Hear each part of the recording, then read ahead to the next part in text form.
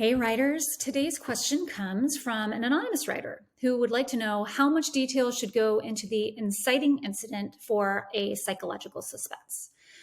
According to Robert McKee, the inciting incident is the first major event in the story, and it radically upsets the balance of forces in the protagonist's life.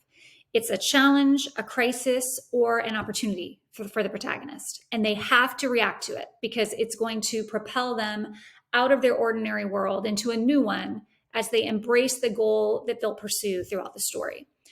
In The Girl on the Train, for an example, it's when Megan goes missing.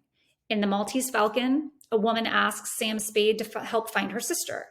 In Jaws, it's the death of Chrissy Watkins. And in The Sixth Sense, it's Dr. Malcolm Crowe being confronted and shot by a former patient. When you think of these inciting incidents, they all need airtime. They're too important to just be mentioned in passing off screen. They have to be explored, but they're explored to varying degrees. The death scene in Jaws is pretty in-depth because it sets the stakes immediately for viewers. They have to know the potency of the villain in the story and why it will be so important for Sheriff Brody to kill the shark.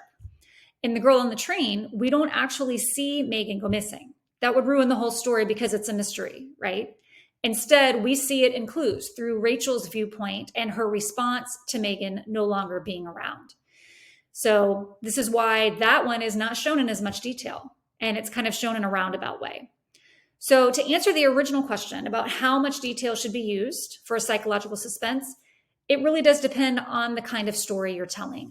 I would encourage you to examine your project and see how the inciting incident should serve the story. Do you need it to be really compelling for the protagonist, but somewhat ambiguous for readers, so it doesn't give away key information? In that case, you might want to soft pedal it. If it's a major event that should evoke emotion and set stakes and do all of these other things for readers, then you'll want to show it in more detail.